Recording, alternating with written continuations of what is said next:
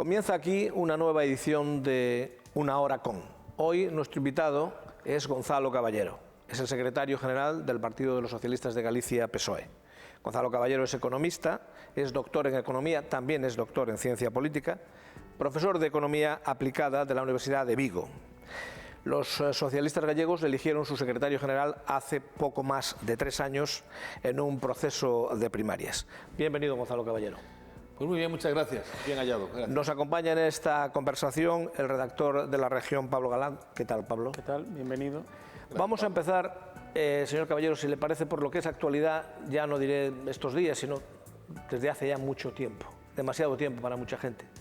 Vamos a hablar de la pandemia. ¿Qué valoración hace el secretario general del PSOE de Galicia sobre la gestión que se está haciendo tanto en Galicia como en el conjunto de España de la pandemia?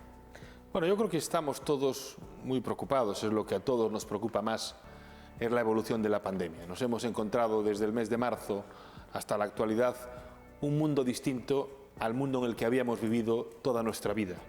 Y esto ha supuesto una crisis sanitaria con enormes riesgos de contagio, que ha implicado una crisis económica muy profunda, muy grave, y además cambios en los hábitos sociales, en el contacto, en las posibilidades de estar con la familia. Es una crisis que lo cambia casi todo. Y estamos viendo, pues en primer lugar, que hubo una primera ola de la crisis muy profunda, y esta segunda ola ha llegado con más fuerza de lo que cabía esperar o de lo que se predecía que pudiese llegar, no solamente a España, sino especialmente a otros países europeos, ¿no? Y por tanto todos tenemos que tener mucha prudencia y cautela. Lo estamos viendo estos días cuando se empiezan a levantar algunas restricciones en algunas ciudades, por ejemplo en Santiago, y ha habido que dar marcha atrás y volver a poner restricciones más duras. Y eso es lo que tenemos que pedirle a todos los que nos gobiernan, que prioricen la defensa de la salud y que lo hagan también defendiendo la reactivación y las posibilidades de vida de la economía, con medidas ponderadas en las que el Estado tiene que dar soporte a la mayor crisis que hemos conocido, a la mayor crisis con mayores riesgos para todos. Pues en ese momento el Estado protector tiene que defender a las personas. Y eso es lo que le pedimos al Gobierno de España, al Gobierno de la Xunta, también a los alcaldes y alcaldesas que han estado desde el primer momento defendiendo a sus vecinos y a sus vecinas. Es una crisis muy fuerte y desde luego están adoptándose medidas de mucho calado. La previsión de gasto que tiene la Unión Europea es un cambio histórico, con una posibilidad de salir de esta crisis con políticas muy distintas a la de la crisis anterior. El Gobierno de España ha impulsado ese acuerdo europeo para tomar esas medidas, lo está desarrollando con los presupuestos de España más expansivos, más sociales, los presupuestos anticíclicos que permitan, a través del gasto público, reactivar la economía. Y en Galicia, pues le estamos diciendo a la Xunta que haga lo mismo. Le está costando. El año que viene van a llegar a los presupuestos de la Xunta más de 1.100 millones de euros extraordinarios procedentes del Estado y de los fondos europeos, y tienen que tener la capacidad de dar ayudas a la economía, de fortalecer la atención primaria, fortalecer el sistema de rastreo, cambiar el modelo de residencias. Hay mucho que hacer, pero no es de recibo, por ejemplo, que cuando aquí en Telemiño nos están escuchando cientos de hosteleros de la provincia de Ourense, y después de 9 meses desde que se detectó la pandemia y se estableció la situación de emergencia, en Galicia, los hosteleros de Ourense y de toda Galicia todavía no han recibido un solo euro de ayudas directas desde la Administración autonómica, que es la que ha cerrado la actividad. Vamos a trabajar con lealtad para que esto se corrija. Yo tenía una cuestión que plantearle también, porque aquí sí hay una cierta controversia en el ámbito puramente político. Hay formaciones políticas en Galicia que defienden abiertamente ir a un segundo, y si fuese necesario, a un tercer confinamiento. Sin embargo, Gonzalo Caballero en más de una ocasión ha dicho que no es partidario de esa fórmula. Yo creo que tenemos que tomar medidas ponderadas. Esta situación es muy crítica y muy compleja, y los gobernantes tienen que ir viendo en cada momento, en función de cómo evolucionan los contagios del virus, cuáles son las medidas que hay que adoptar. Evidentemente, cuando el Bloque Nacionalista Galego planteó en una comisión parlamentaria y en distintos momentos que en el mes de octubre había que volver a un sistema de confinamiento, y recordando lo duro que es un sistema de confinamiento, nos pareció que había que adoptar medidas ponderadas por lugares, por sectores, y no secundamos esa posición del BNG, que yo creo que era una posición que hubiera llevado a la economía y a los sectores productivos en este momento a una situación de asfixia muy superior a la que tiene. Hay que tomar medidas equilibradas en función de los problemas con restricciones acordes a los contagios existentes. Y ahí está el arte del buen gobierno, el arte del buen político. Saber acertar para defender la sanidad por encima de todo, pero tomarlo con ponderación. Esto es como si sabemos que si la gente circula a velocidades excesivas hay más riesgos de poder tener accidentes, pero el éxito no es conseguir prohibir la circulación de los vehículos y de todo el mundo. Yo creo que hay que estar muy atento porque ahora la Xunta de Galicia ha liberado algunas medidas y a mí me preocupa. Percibimos que pueden estar agrandándose los rebrotes y que puede ser que de aquí a las Navidades y a Reyes podamos tener en algunas partes del territorio llamadas de alerta y tenemos que hacer un llamamiento a la prudencia de toda la población y también a que el Gobierno de la Xunta de Galicia tome las medidas en función de los informes del Comité Clínico, con base sanitaria para defender la salud, pero a la vez reactivar y no asfixiar a la economía. ¿Cree que no se están siguiendo a pies juntillas los informes del Comité Clínico? ¿Que hay un tinte político en alguna El consejero de Sanidad, en una entrevista, reconoció que en algunos momentos el Comité Clínico hacía una serie de propuestas y el Gobierno de la Xunta tomaba otras propuestas. El Comité Clínico asesora, da criterios médicos, da recomendaciones, pero quien gobierna, quien toma las decisiones, quien publica las decisiones en el Diario Oficial de Galicia es el Gobierno de la Xunta, no es el Comité Clínico.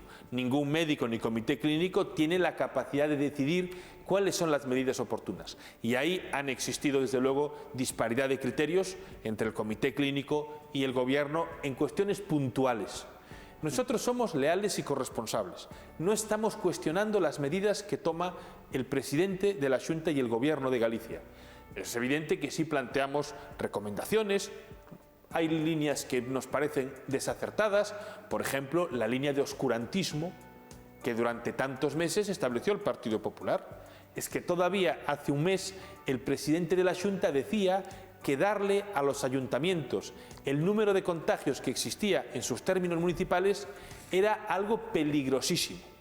El presidente de la Xunta fue un inconsciente cuando hizo esas declaraciones y optó por una política oscurantista y poco transparente cuando no compartió con los ayuntamientos de Galicia la información sobre el número de contagios, porque los alcaldes y alcaldesas en Beric, en Carballiño, en Ourense, en Obarco, quieren los datos para poder tomar las mejores decisiones y saber cómo actuar. Y se han enterado en muchas ocasiones los alcaldes por la prensa de las medidas de restricciones que les establecía la Xunta. Eso hay que corregirlo y en esa línea creemos que el Gobierno de la Xunta de Galicia tiene que apostar por una cogobernanza con los alcaldes y alcaldesas del país. Tiene que abandonar la política de oscurantismo y de falta de transparencia y tiene que establecer y decir cuáles son los protocolos y los criterios por los que decide las medidas a adoptar en cada uno de los ayuntamientos. Es evidente que no puede estar todo controlado en un protocolo, pero también escuchamos a alcaldes que nos dicen que en sus ayuntamientos se toman determinados niveles de restricciones que no son los mismos que se toman en otros ayuntamientos en los que existen niveles de contagios iguales o superiores. Y por lo tanto, todo lo que sea claridad, estabilidad y firmeza en las decisiones a adoptar para proteger a la ciudadanía frente a los rebrotes irá en la buena dirección y acertará también la Xunta cuando rectifique sus errores. Precisamente en esta pandemia hay dos modelos, ¿no? En la primera ola hubo un centralismo, podemos decir, ¿no? Que era el gobierno central quien tenía el mando único, las comunidades tenían competencias, pero bueno, ahora son las comunidades las que están liderando esta segunda desescalada. ¿Comparte algún modelo, prioriza algún modelo más que otro? Yo creo que el Gobierno de España ha asumido siempre la importancia de la cogobernanza. El problema es que durante la primera ola de pandemia el Gobierno de la Xunta decía que no tenía competencias. Era falso. Nadie le retiró ninguna competencias, no podía haberse realizado además. El problema es que ante las dificultades que había, el Gobierno de la Xunta de Galicia y el señor Feijóo, en vez de dar cuentas de los recortes que había aplicado a la sanidad, en atención primaria especialmente, en vez de dar cuentas de la falta de protección que tuvieron las residencias de mayores, cuando además el propio Consello de Contas había detectado que la Xunta de Galicia no aplicaba inspecciones ni hacía cumplir las normas en muchas residencias, en vez de tener que dar cuentas de los problemas que existían también en el ámbito educativo, el presidente de la Xunta decidió optar por una estrategia de confrontación y de deslealtad con el Gobierno de España. Y lo aplicó durante la primera ola de forma continua. El segundo marco de estado de alarma que se ha establecido ha desde el primer momento establecido institucionalmente una cogobernanza en la que las competencias que el estado de alarma le da al Estado están depositadas ya en el Gobierno autonómico, en un sistema también con mecanismos compartidos. Y en esa línea es importante establecer que la competencia en sanidad, en educación, en políticas sociales, también las competencias en industria y en economía están en manos de la Administración autonómica en gran medida, en sanidad prácticamente plenamente, y por lo tanto tiene que hacer las cuestiones. Ahora, ¿qué es lo que vemos? Que el presidente de la Xunta está ausente. En los 100 primeros días de gobierno de esta legislatura del señor Feijóo, los ciudadanos son incapaces de decir 3 medidas positivas que haya tomado el presidente de la Xunta y el gobierno de la Xunta para beneficiar y proteger a la ciudadanía, que se encuentra con que el sistema de rastreo del virus en Galicia está a la cola del conjunto de las comunidades autónomas, así lo ha dicho el Instituto Carlos III, que hace el seguimiento de la epidemia. En Galicia vemos cómo el sistema de sanidad pública Feijóo lo quiere acompasar a un sistema telefónico en el cual todos somos conscientes que cuesta horrores conseguir una atención personalizada, con tiempo y con la calidad que teníamos y que teníamos que mejorar. Incluso en el tema de las residencias hay una deficiencia de acción en la medida en que el propio gobierno autonómico se está rectificando a sí mismo. Están anunciando ahora grupos de acción inmediata, están anunciando nuevos protocolos, nuevas medidas. Las competencias las tiene el gobierno de la Xunta y tiene que gobernar. Y especialmente, y lo decía antes, me preocupa que no esté apoyando al tejido productivo de Galicia, a los pequeños comercios, a las pequeñas y medianas empresas, a la hostelería, al sector del turismo, al sector de la cultura. No han recibido todavía un solo euro en sus nóminas, en sus cuentas de ayuda de la Xunta de Galicia. Y mientras tanto, en los meses de más complicación por la pandemia, cuando hubo que declarar tantas empresas en escenario de ERTE, el Gobierno de España hubo meses en los que destinaba a Galicia para dar prestaciones sociales y ayudar a los autónomos, a los trabajadores en ERTES y a tantos trabajadores, más de 200 millones de euros en un mes, desde el Gobierno de España a manos de los ciudadanos de Galicia más afectados por la crisis. Y en Galicia la Xunta está ausente. De todas maneras, señor Caballero, la gestión que se ha hecho de la pandemia en Galicia ha sido reconocida de algún modo también hasta por el responsable máximo de esta materia, el doctor Fernando Simón, cuando decía, bueno, no lo hizo tan mal Galicia, y en cualquier caso las cifras también parece que nos ayudan a pensar que lo hemos pasado menos mal que otras comunidades. Bueno, yo creo que hay dos niveles de cuestiones distintas. En primer lugar, el Gobierno de España, tanto el ministro Salvador Illa como el que ha sido el referente del comité de expertos, el doctor Simón, en ningún momento han cuestionado la gestión que ha realizado ninguna autonomía. Es que Salvador Illa y Simón han estado señalando que comunidades como Madrid, que han hecho todo el esfuerzo y lo han hecho lo mejor posible, y que en Cataluña ha ocurrido lo mismo en los momentos más críticos. Han mantenido una enorme lealtad. Yo hablo con el ministro de Sanidad en muchas ocasiones y soy consciente de que cuando él incluso detecta que hay errores, la situación de lealtad es tratar los errores en las comisiones interministeriales y en las comisiones que se tienen con las administraciones autonómicas y no trasladarlos a la opinión pública. Justo lo contrario de lo que ha hecho en Galicia el señor Feijóo, que se ha dedicado a la confrontación permanente. En la primera onda de pandemia, cuando las competencias estaban con un estado de alarma distinto, ¿qué hacía el señor Feijóo? Convocar a los medios de comunicación todos los días. Ruedas de prensa retransmitidas por la televisión de Galicia. Ahora está ausente. No ha convocado el Centro de Coordinación de Galicia, la CECOP, en una sola ocasión en esta segunda ola de pandemia. Pero ahora tenemos una comisión parlamentaria para la reconstrucción. ¿Qué podemos esperar de ahí? Bueno, yo creo que de la comisión de reactivación deberíamos esperar mucho más de lo que hay. Yo cuando se estableció la comisión tuve una posición distinta a la que compartieron el PP y el BNG, que establecían que había que tener unos tiempos cortos y hacerlo todo con mucha prisa. Yo creo que una comisión de la reactivación necesita tener el tiempo para poder establecer las grandes líneas de reactivación ante una crisis tan grave. Esta es una crisis profundísima. En España no se ha tenido una crisis económica de tanta envergadura desde la guerra civil.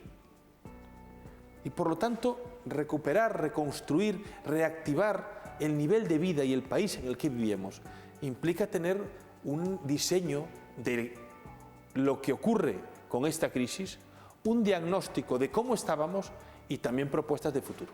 Y pedí que la Comisión de Reactivación tuviese un horizonte temporal menos veloz, porque han hecho las comparecencias en un mes, han dejado a muchos expertos fuera, muy corriendo, con la idea, yo creo que tengo, de que quieren pasar de puntillas sobre esa Comisión de la Reactivación, ¿no? Nosotros estamos trabajando, yo pertenezco a la misma y estoy en las cuestiones económicas encima de ellas, pero creo que tenemos que hacer... Y ahí me encuentro con que el Gobierno de la Xunta no tiene proyecto.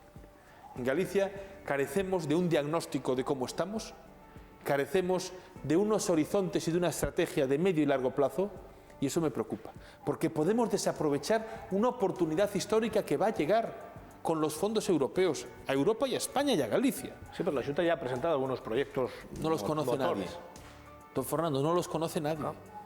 Que diga alguien cuáles son esos 108 proyectos.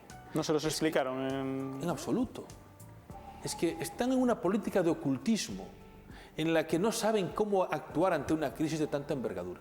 A mí no me extraña, porque miren, si durante la década anterior, en la que hubo más de un quinquenio de años de crecimiento económico seguido, el Partido Popular y Feijóo en Galicia no fueron capaces de generar empleo, mientras en una década en España se generaron 670.000 puestos de trabajo más.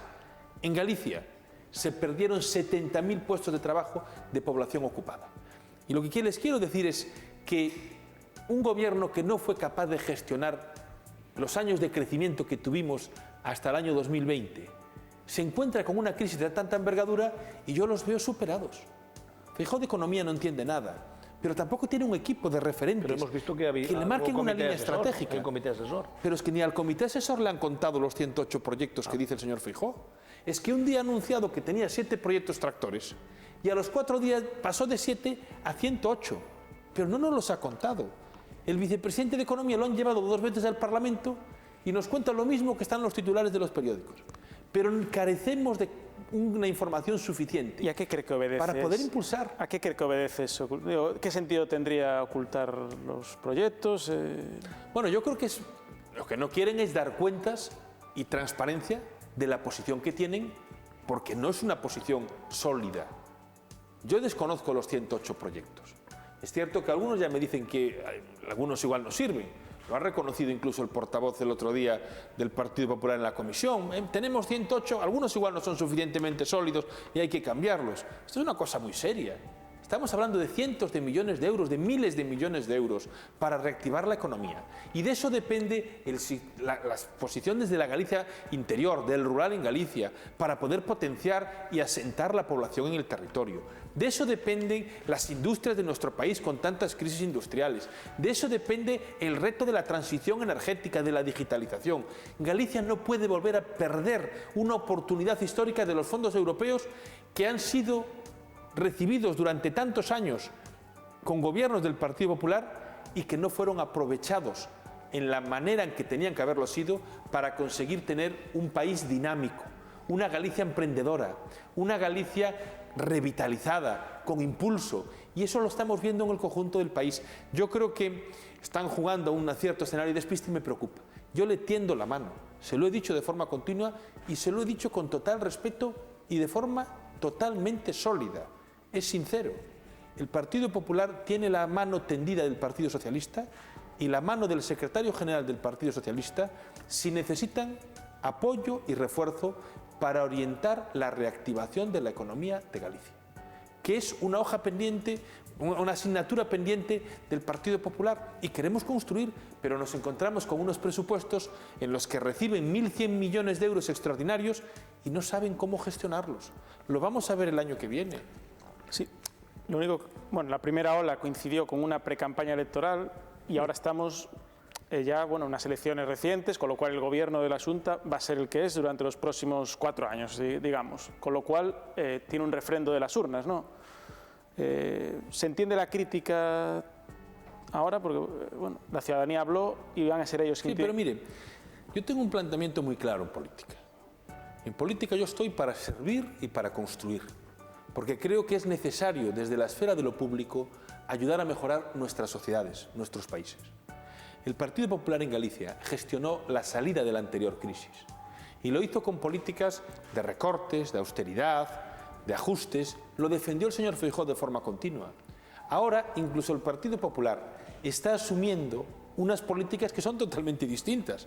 Las políticas anticíclicas, las políticas de la expansión económica, las políticas del gasto público, para impulsar la inversión, la demanda, para mantener el tejido productivo.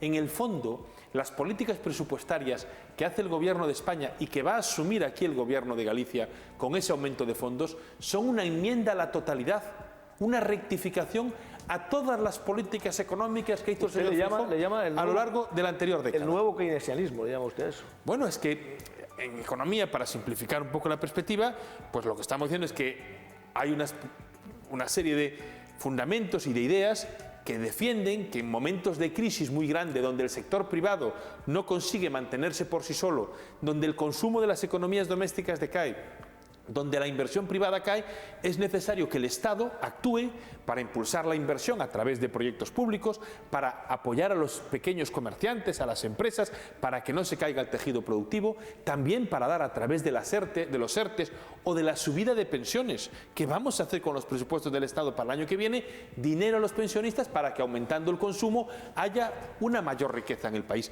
Y eso es lo que queremos decir. Estas son las políticas que no querían. Pero yo le iba a contestar también que las urnas dan el poder, pero no dan la razón ni el acierto. En la acción pública siempre estamos pendientes de que nuestras decisiones sean acertadas. Y si el Partido Popular entiende que la mayoría absoluta le sirve para no fortalecer la sanidad pública, para tener el sistema de rastreo del virus peor que en cualquier otra comunidad, para no fortalecer el sistema de residencias o para no apoyar al tejido productivo y a los pequeños y medianos comercios y a la hostelería y a tantos sectores afectados, si cree que eso lo puede hacer porque tiene mayoría absoluta, se equivoca. Y esa es la responsabilidad de un partido político que tiene responsabilidad y sentido de gobierno. Usted sacó la palabra urnas. Vamos a recordar efectivamente que se cumplen 100 días desde la última toma de posesión del presidente de la Xunta, Alberto Núñez Feijóo.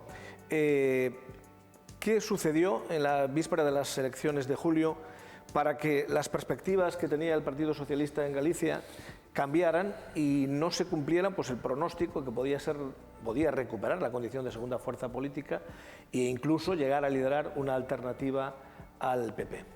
Bueno, mire, nosotros teníamos unas expectativas electorales basadas en los informes demoscópicos en el mes de abril, en el mes de marzo, que daban una posibilidad cierta de un cambio de gobierno en Galicia. Pero llegó una pandemia que lo cambió casi todo.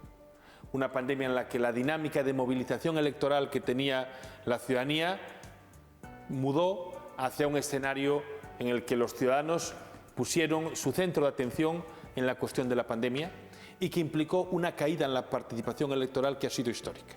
Sin duda. Esto es un dato que no está comentándose mucho, pero yo creo que es importante decírselo a los ciudadanos. Sí. En las últimas elecciones autonómicas de Galicia, la participación electoral cayó en torno a 5 puntos con respecto a las elecciones anteriores, que ya había sido muy baja. O dicho de otra forma, solamente el 48% de los gallegos con derecho a voto acudieron a las urnas en las elecciones autonómicas.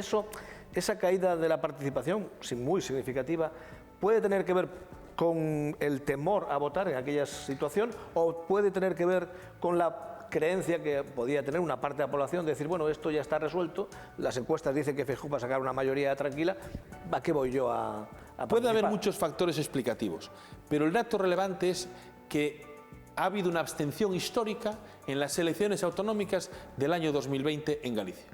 Una abstención que no se recuerda desde que se inició la etapa autonómica en nuestro país. Y por lo tanto, que unos 350.000 gallegos que fueron a votar en las elecciones generales de abril del año pasado, en esta ocasión no fueron a votar. Esto implica pues prácticamente una dimensión similar a todos los votantes que hay en la provincia de Orense. Y esa abstención además se centró, al parecer, digamos, en los entornos urbanos. Efectivamente, el nivel de participación cayó especialmente en los escenarios urbanos, probablemente porque ahí el miedo al virus fue mayor por el nivel de conexión y de entornos que hay e implicó una baja movilización.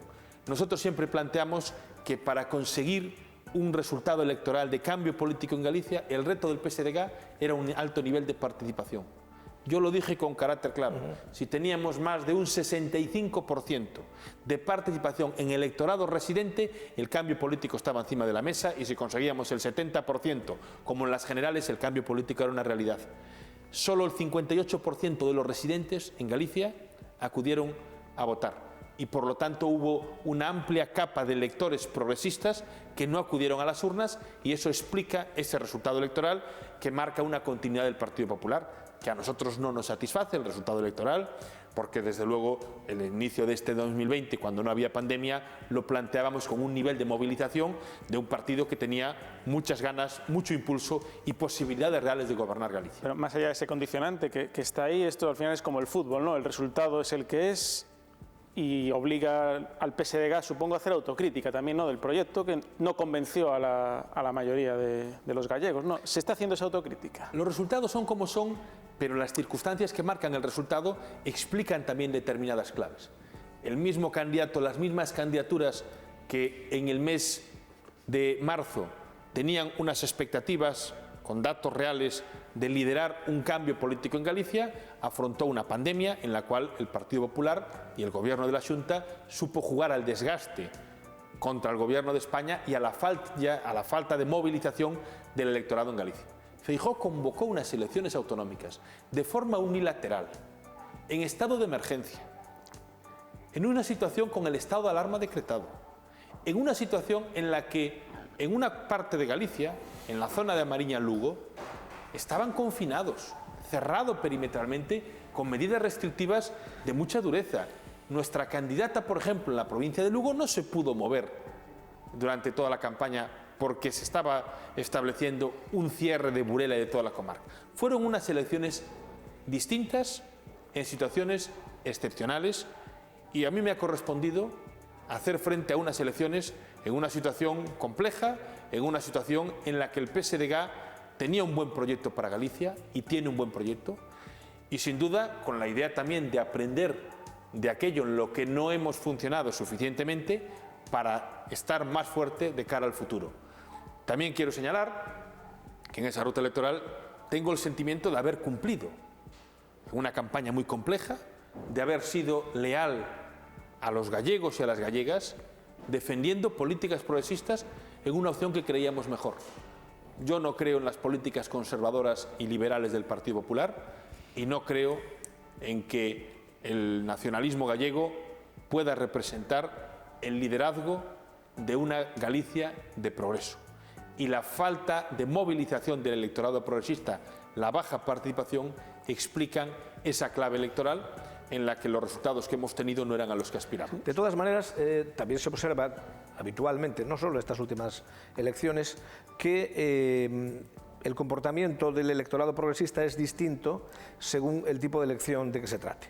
Al PSOE, al PSDG, le va mucho mejor habitualmente en las elecciones generales y en unas municipales que en unas autonómicas. Bueno, es cierto, porque el nivel de movilización de nuestro electorado probablemente sea mayor en las generales y en las elecciones municipales que en las autonómicas.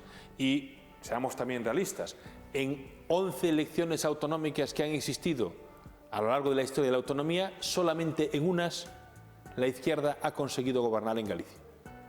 Estas fueron las primeras elecciones a las que yo hice frente. Llevaba en el Parlamento de Galicia un número de unos 7 meses de acción política. Se aprende de los resultados adversos para llegar a las victorias en el futuro. Yo tengo un claro compromiso con Galicia, un claro compromiso con mi partido. Estoy con fuerza, con ilusión, comprometido, con una orientación clara de que Galicia necesita mejorar y, desde luego, con lealtad ahora en momentos de crisis ante un gobierno que no es de mi ideología, y también cuando corresponda con la fuerza de impulsar en mi partido una nueva etapa. Voy a seguir trabajando porque tengo el sentimiento de haber cumplido durante estos 3 años como secretario general. Sí. Hemos obtenido en estos 3 años en que he sido secretario general los mejores resultados del Partido Socialista de Galicia en unas elecciones generales y en unas elecciones municipales de cualquier otro momento, y hemos conseguido en las elecciones autonómicas avanzar, crecer después de una década en la que estábamos retrocediendo, asentar posiciones y estar en condiciones de afrontar el futuro con proyecto, con ganas y aprendiendo también de aquellos errores para mejorar. En 2021 tocará renovar, ¿no?, la Secretaría General, son 4 años, ¿no? Cuando la pandemia lo permita, entiendo, ¿no? ¿Usted estará ahí en esa...? Por lo que le entiendo que sí, ¿no? Yo estoy con fuerzas, estoy con ganas, estoy comprometido, me siento muy acompañado por parte de los 10.000 militantes del Partido Socialista de Galicia. Yo siempre me quedo con eso, Gonzalo, porque usted dice, me siento muy acompañado por la militancia, y da usted a entender, bueno, a lo mejor por lo que no es militancia no me siento tan acompañado. Bueno, pero es que la militancia es hoy por hoy el órgano que decide quién dirige el partido. A mí me colocaron los militantes del partido en unas primarias en las que el apoyo del aparato más tradicional no estaba respaldando mi opción, que era y será una opción de cambio, una opción dinámica y una opción que tiene ganas y fuerza de romper con el pasado para avanzar hacia el futuro. Y en la medida en que la militancia del partido siga creyendo que ese PSDG fuerte que escapa del reino de taifas, que intenta tener un proyecto al servicio de Galicia, que lo hacemos con lealtad al Gobierno de España y al Partido Socialista, porque yo no escondo las siglas. Y eso para mí no es incompatible con una posición de defensa de Galicia. Hablando de defensa de Galicia, ahora parece que hay quien quiere ver una especie de pinza entre PP y Bloque contra el Partido Socialista, contra el Gobierno de España. Bueno, el BNG cometió un error histórico no apoyando los presupuestos generales del Estado. ¿Usted confiaba hasta el último minuto en que lo harían? Bueno, no exactamente. Yo creí que el BNG tendría la inteligencia política de no oponerse a los presupuestos generales del Estado. No sabía si apoyándolos o optando por una abstención, pero creo que era lo mismo, sí. La enmienda a la totalidad que presenta el BNG a los presupuestos generales más expansivos, más sociales, más necesarios ante la mayor crisis, es un error histórico para el BNG, porque se pone votando al lado de las tres derechas y el Partido Popular utiliza al BNG en su estrategia del desgaste del Gobierno de España. Pero los presupuestos que elabora el Gobierno presidido por Pedro Sánchez son positivos para Galicia. Y lo quiero decir aquí, que me escuchan tantos miles de ciudadanos de Ourense. Lo quiero decir porque el BNG ha optado por una estrategia de señalar la idea de que España nos roba. Oye, el BNG ha dicho que estos presupuestos son peores para Galicia que los últimos que hizo Rajoy. ¿Cómo alguien progresista puede decir que los presupuestos que iban a congelar las pensiones de los pensionistas son mejores que los presupuestos más sociales de la historia de España, que suben las pensiones, que gastan por gallego más que por catalán, por valenciano, por madrileño o por andaluz, que mantienen la inversión, que bajan los peajes del AP9 y que tienen un componente para defender a la gente? Los peajes del AP9 se lo atribuye el Bloque, ¿eh? El Bloque se ha quedado fuera de juego porque nada tiene que ver con lo que avanzan los presupuestos. Ha votado en contra de los presupuestos. Han sido los diputados socialistas los que han defendido esa agenda en Galicia. Yo me reuní con el ministro de Fomento, nada más llegar al gobierno, el presidente Pedro Sánchez, con José Luis Ábalos, y hablamos del AP9, de la transferencia. Ese acuerdo de investidura al que hace referencia el BNG está redactado en buena parte de mi puño y letra, porque es el planteamiento del Partido Socialista de Galicia. Subir las pensiones a 800.000 pensionistas en Galicia, bajar los peajes del AP9, subir los salarios a 150.000 empleados públicos, aumentar las posibilidades de becas, de apuestas por la sanidad pública y, además de todo ello, realizar una inversión por gallego de 308 euros superior a la inversión de 258 euros que hay por media de ciudadano en España, es algo que ha conseguido el Partido Socialista y desde luego yo estuve involucrado y estoy involucrado. Todos los presupuestos son siempre mejorables. No digo que sean los mejores del mundo, ni inmejorables ni extraordinarios, pero quien diga que estos presupuestos discriminan a Galicia está engañando a los gallegos y a las gallegas y le está haciendo el caldo gordo al Partido Popular, porque la estrategia del Partido Popular es derrocar al gobierno de Pedro Sánchez y para eso utilizará al BNG si el BNG vuelve a cometer errores históricos. Hay pinza, está usted reconociendo. Bueno, yo creo que han coincidido, desgraciadamente, para el bien de los ciudadanos, votando conjuntamente el BNG, el Partido Popular contra los presupuestos del Estado. Que el bloque nacionalista galego haya votado con el trío de Colón en frente de los presupuestos más sociales y que haya sido la única fuerza progresista de España que se haya puesto del lado de las derechas contra los presupuestos es muy grave. Porque miren, todo esto lo entienden muy bien los ciudadanos. Cuando hay un incendio muy grave, no se puede perdonar que vayan a pisar la manguera. Hay que apagar el incendio. Y esta crisis es la de mayor envergadura, de la irresponsabilidad de la derecha, de la falta de respeto del Partido Popular al gobierno, de que el PP no haya asumido los resultados electorales del año pasado, a mí no me cae ya ninguna sorpresa. Pero que el BNG haya tenido la inmadurez de dejarse llevar por la UPG para votar en contra de los presupuestos generales que benefician a los ciudadanos, especialmente a los más vulnerables, y que benefician a los gallegos y a las gallegas, es un error político que está cometiendo el BNG en una estrategia de confrontación con el Gobierno de España que hace que de repente emerja una posición del BNG que no es la que nos trasladaron en los últimos tiempos. Y esto va también a ayudar a clarificar al electorado las distintas opciones. Yo no soy nacionalista. Yo respeto al nacionalismo como forma política, pero yo rechazo el independentismo. Y creo que el BNG tiene que asumir. ¿O usted cree que el BNG es independentista? No lo creo, pero sí he visto recientemente que la cuenta oficial del BNG retuiteaba mensajes independentistas y yo eso no lo comparto. No, en el programa de la UPG está evidentemente el objetivo final. En los últimos tiempos, en la última campaña, nosotros tuvimos también la responsabilidad de plantear nuestro discurso progresista, de izquierdas, frente al Partido Popular. Y probablemente hayamos dedicado poca fuerza y poco tiempo a delimitar nuestro escenario progresista frente a otras fuerzas. Y probablemente, de nuevo, el tiempo irá poniendo a cada uno en su sitio. Nosotros queremos contar con el BNG como un aliado progresista, pero el nacionalismo tiene que entender que las personas, que los gallegos y las gallegas están por encima de la causa identitaria o de cualquier planteamiento de Galicia-nación que pueda perjudicar al beneficio de los ciudadanos en Galicia. Y yo soy socialista porque defiendo a las personas para que nadie se quede atrás, para defender la igualdad de oportunidades y que un ciudadano que tiene necesidades para poder vivir porque no tiene pensión o porque no tiene sanidad pública o porque no tiene educación pública, tenga derecho a tenerlos, viva en Ourense, en Santiago, en Cataluña, en Andalucía o en Extremadura. Pues ahora que estamos en Ourense tenemos que preguntarle por la situación política en Ourense. Menudo panorama. Menudo panorama. Menudo panorama. Sí, que va camino ya de, no sé si un punto de no retorno, porque ya pasaron más de 3 meses. No sé, ¿hay alguna salida? Yo estoy escandalizado con lo que ha hecho el Partido Popular en la ciudad de Ourense. Y hay que decirle claro a los ciudadanos, lo que está ocurriendo en Ourense, en la ciudad de Ourense, lleva el sello del Partido Popular y del señor Feijóo.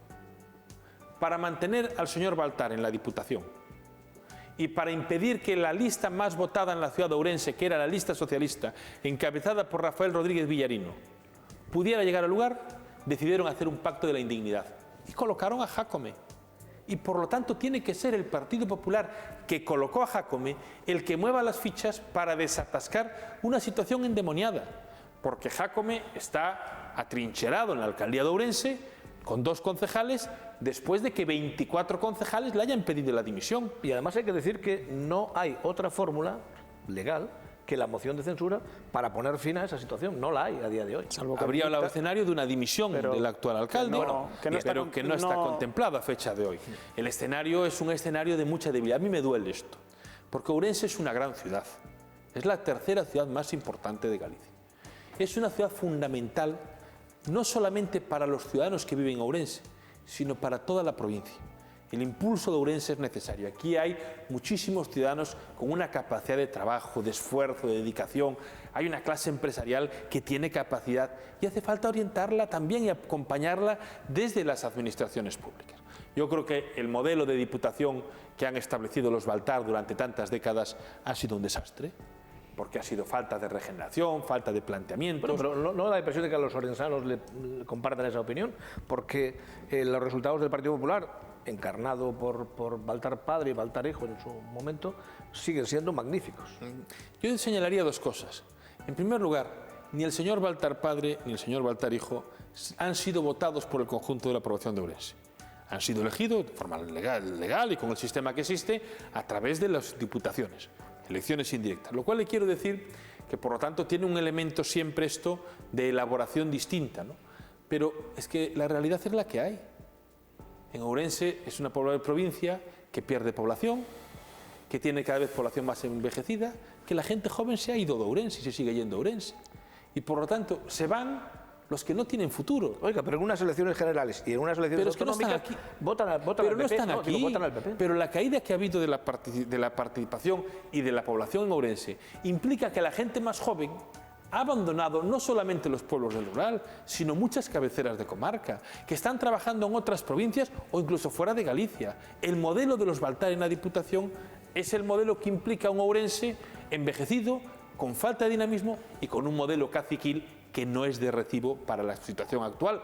No es nada raro si incluso al anterior presidente de la Diputación hubo una sentencia judicial que declaró las pautas irregulares que establecía. Pero a lo que hablábamos, que es un poco vinculado a la situación también de la ciudad de Ourense, para mantener ese equilibrio aceptaron colocar al señor Jácome en la alcaldía. ¿Y se arrepiente el Partido Socialista de haber intentado optar a la Diputación y al Concello y no gobernar en minoría, que como podría haber estado desde un principio en el Concello de Ourense? Nosotros estábamos dispuestos a gobernar si teníamos los votos para hacerlo. El Partido Socialista fue la lista más votada en la ciudad de Ourense y es el partido que en la provincia lideró las fuerzas políticas de oposición la primera vez que el Partido Popular pierde la mayoría absoluta en la Diputación, que es una cuestión también histórica, que también ejemplifica cómo el PP va perdiendo peso. Porque el año pasado los socialistas aquí en Ourense hemos tenido resultados muy buenos. Yo he venido mucho a Ourense, he trabajado mucho políticamente porque creo que hay que darle impulso a esta parte de Galicia. Y en la ciudad conseguimos ser primera fuerza política cuando veníamos de ser la tercera fuerza política. Yo sé cómo se hizo el planteamiento y sé cómo me decían los planteamientos que había que hacer. Colocamos una determinada candidatura con Rafael Rodríguez Villarino al frente y fue el candidato que encabezó la lista más votada. Y los ciudadanos de Ourense votaron para que esa lista pudiera abrir un tiempo de progreso. Luego hubo un acuerdo de indignidad de Feijóo, Baltar y Jácome. Y yo lo que le quiero decir ahora al Partido Popular... Pero la cuestión es la siguiente. Visto desde retrotrayendo, digamos, los acontecimientos al día después de las elecciones, al momento en que se tienen que constituir las respectivas corporaciones, la local y la provincial. Si se hubiera permitido que el PP siguiese gobernando en la Diputación, a lo mejor no habría habido que llegar a la situación en la que nos hemos visto posteriormente, cuando el PP decide salvar la Diputación, digamos, convirtiendo a Jácome en alcalde. El Partido Popular tenía que asumir que no le correspondía gobernar la ciudad de Ourense, y no lo quiso asumir, y prefirió llegar a ese acuerdo. Yo conozco bien esas cuestiones porque me llegó toda la información y estaba en la primera línea, ¿no? Y se han generado a veces también distintas informaciones que no son correctas sobre muchos aspectos. Lo que yo le digo es, el Partido Socialista tuvo claro que había que cambiar el gobierno en Ourense porque el gobierno de Jesús Vázquez fue un desastre, que no aprobaban ni presupuestos, ni sacaban adelante medidas, y esto, a pesar de que tenían una situación cómoda o con cierta mayoría, aunque no absoluta, no llegaban para dar la talla para gobernar Ourense. Pero después han puesto a Jácome, que todavía es peor, y esto es el equilibrio de lo que hay. Y yo quiero aprovechar hoy aquí para pedirle al señor Feijóo y al señor Baltar que tomen medidas, que no condenen a la ciudad de Ourense a 2 años y medio de caos, de esperpento y de ostracismo de manos de Jácome. Que muevan ficha, que tienen que entender que los ciudadanos votaron el año pasado y le dieron al Partido Socialista la posición de primera fuerza política y que ellos deben solucionar el problema que ellos crearon. El PP colocó a Jácome y el PP debe sacar a Jácome de la alcaldía. El PP no es la solución, pero tiene que posibilitar una solución y nosotros estamos dispuestos a hablar para gobernar Ourense con un Partido Popular que tiene que estar en la oposición. Gobernar con ellos, en coalición eso sería inviable. El Partido Popular está engañando a la ciudad porque no quiere tampoco entrar en un gobierno. En política hay gobiernos y hay oposición. Hay que llegar a un gran acuerdo en beneficio de la ciudad de Ourense en temas transversales de urbanismo, de economía, de políticas sociales, de defensa de la ciudadanía, en el que podemos dialogar con el conjunto de fuerzas y corresponde al Partido Socialista, con las fuerzas que no colocaron a Jácome en la alcaldía, abrir una nueva etapa al frente del consistorio en el que respetaremos las posiciones del Partido Popular, pero el Partido Popular debe estar en la oposición. Me consta que más allá del ejercicio de marketing que intenta hacer el PP tampoco quiere entrar en un gobierno de la ciudad de Ourense. Pero lo que más me preocupa es que en estos momentos el PP prefiere que Jácome siga toda la legislatura. Y eso es un error que va a lastrar a Feijóo y a Baltar. Que rectifiquen y que permitan un cambio al frente del gobierno. Villarino tiene el total respaldo del secretario socialista. Digo porque su nombre salió en estas semanas como ese veto de Jesús Vázquez a Rafael Villarino. Mire usted, Jesús Vázquez no es un actor decisivo en este aspecto. El Partido Popular lo decide en Santiago el señor Feijóo y en Ourense el señor Baltar. Otra cuestión es que utilicen ciertos peones para jugar a la confusión. En Ourense ya se han hecho demasiados experimentos, la ciudadanía le dio la mayoría a la lista del Partido Socialista y le corresponde a quien ganó las elecciones, Rafael Rodríguez Villarino, abrir un gobierno en el cual se debe tender la mano para que se incorporen aquellas fuerzas políticas que no estuvieron detrás del pacto de la indignidad. Pero más allá de lo que usted cree que habría que hacer, yo le voy a preguntar más directamente a Gonzalo Caballero, ¿qué cree que realmente va a pasar? Porque la impresión que tenemos los ciudadanos es que esta situación pues, se va a prolongar en el tiempo, se va a pudrir y no se va a resolver. Desde luego, por parte del Partido Socialista de Galicia, las firmas de los 9 concejales y concejalas del Grupo Municipal Socialista están preparadas para presentar la moción de censura, así como se consigan las 14 necesarias.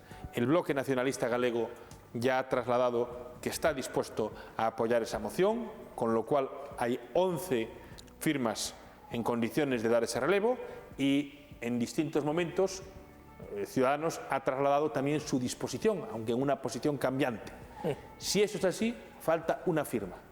Que Feijóo y Baltar decidan liberar a Ourense de Jácome con esa firma y tendrán las posibilidades de diálogo para reconstruir el futuro de Ourense con un gobierno progresista encabezado por Rafael Rodríguez Villarino. En estas semanas también trascendieron diferentes sensibilidades dentro del grupo municipal, con 5 concejales socialista. ¿Le preocupa esa división en el grupo socialista del concello?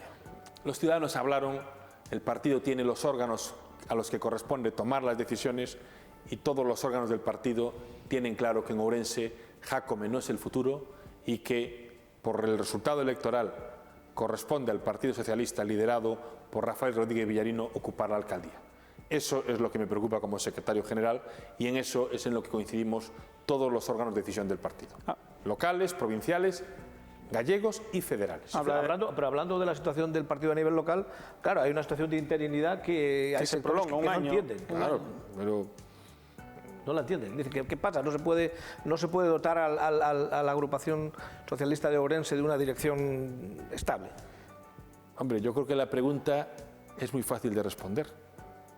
En la agrupación socialista de Ourense hay en el entorno de 500 afiliados. En estos momentos es absolutamente inviable que cualquier partido político o organización pueda organizar una asamblea presencial en la que tiene que haber un debate y un análisis para luego realizar una votación. En este momento la prioridad es la lucha de la COVID y el partido en Ourense tiene una posición asentada y sólida. Entiendo que haya ciertos movimientos tácticos y otros de poderes fácticos y de la derecha para intentar desdibujar una posición sólida y firme. Los 9 concejales del Partido Socialista han depositado ya su firma para que Rafael Rodríguez Villarino sea el alcalde de Ourense. y lo demás es el Partido Popular de forma directa o los poderes conservadores de forma indirecta jugando a la confusión para una situación que tiene toda la normalidad y todo el respaldo de todos los órganos del partido. Yo tuve que hacer una... Cuéntame, yo sé cómo es el partido, mi partido en toda Galicia. No, si yo no lo dudo. Y yo he afrontado aquí unas situaciones muy complejas. Sí. Porque, claro, es que antes que los dos anteriores secretarios generales a los que yo fui, tuvieron que dejar las responsabilidades en el cargo. Sí. Y yo tuve que afrontar... Por cierto, puede que acaben siendo exculpados de las causas en las que se vieron involucrados y que les costaron la dirección del partido. Bueno, yo no sé cada uno lo que está, pero desde luego no hay ninguna sospecha de actividades turbias en mi trayectoria política. Me he dedicado a la universidad durante más de 2 décadas y desde luego tendré un comportamiento intachable en todos los ámbitos. Y cada uno tiene su historia, pero yo he escuchado durante mucho tiempo determinadas situaciones que no eran reales. Y yo cuando presentamos la candidatura de Rafael Rodríguez Villarino en la ciudad de Ourense, yo recuerdo cómo hubo un intento de escisión en el partido liderado por alguien que fue secretario general y de esta provincia anteriormente. No, usted puede citar el nombre, no pasa nada. Sí, salía más en la televisión de Galicia que yo, porque lo sacaban en los telejornales. ¿Quién lo sacaba? El Partido Popular. Tendré que decirlo yo, porque usted no lo dice. Lo usted a Pachi Vázquez. Lo sacaba Feijóo, de forma continua. Y era una estrategia de la derecha que lo quiere corromper, ocupar y distorsionar todo, para intentar generar tensiones en la izquierda. Y yo la afronté.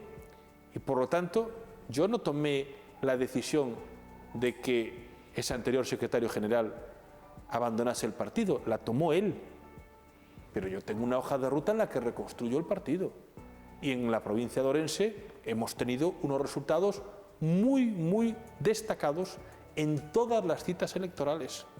En municipales, salvo en la última, en general, a tercera fuerza. Si no me y en autonómicas en las que también hemos mejorado con respecto a las autonómicas anteriores. Y de forma importante. Y hemos subido en las elecciones autonómicas en esta provincia también en un diputado autonómico. Ha habido un trabajo hecho. Claro que no se puede llegar y de la noche a la mañana conseguir todos los resultados que nos gustaría. Pero aquí ha habido un trabajo importante y sólido que nos ha tenido que hacer superar determinadas fases. Y también me llama la atención que los que eran más enemigos de ese anterior secretario general del PSDG y que no fueron capaces de tomar las decisiones con él que querían haber tomado, que no reconozcan que eso lo hemos tenido que sufrir otros en la Secretaría General, ese intento de escisión de la organización, y que lo hemos afrontado con resultados electorales sólidos, solventes en Ourense y con un partido que está con capacidad y con competencia. Y por lo tanto yo estoy comprometido con el futuro de Ourense y mientras sea secretario general vamos a tomar las decisiones para darle a Ourense lo que merece, en las administraciones centrales, en las autonómicas y también en lo que tiene que ver con la alcaldía y con el gobierno municipal. Llevaría, la verdad, una satisfacción porque quiero mucho a esta ciudad y por la empatía que tengo con los ourensanos y ourensanas si hubiese un cambio de alcaldía al frente de la tercera ciudad más importante de Galicia. Ya sabe usted, y por mí no va a pasar. Ya sabe usted la gran estima que tenemos en Ourense con la ciudad de Vigo.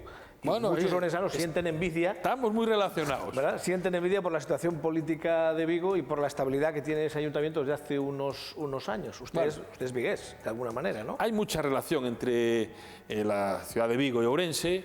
Pues todos tenemos muchos amigos compartidos. ¿Cuál es la explicación? Se lo voy a preguntar de otra manera. Sí, ¿Cuál es la explicación de que Abel Caballero obtenga semejantes resultados en unas elecciones municipales y que luego sus resultados pues, sean muy distintos en la ciudad de Vigo, en unas generales o en unas autonómicas? Bueno, ha tenido la capacidad de hacer un proyecto de ciudad que ha conseguido incorporar a sectores de todos los ámbitos. Vamos, y que le va vota más la derecha, allá de las siglas. Le vota la derecha, no me dirá Bueno, no. Lo vota la inmensa mayoría de la ciudadanía porque los niveles de apoyo han estado en el entorno del 70%, o no recuerdo exactamente el porcentaje, pero en ese entorno.